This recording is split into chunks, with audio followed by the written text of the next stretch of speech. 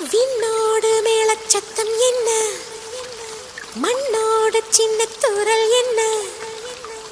எங்கேதான் சென்றாயோ இப்போது வந்தாயோ, சொல்லாமல் வந்தது போல் இல்லாமல் போவாயோ, தப்பாமல் மீண்டும் சந்திப்பாயோ, நீ வரும்போ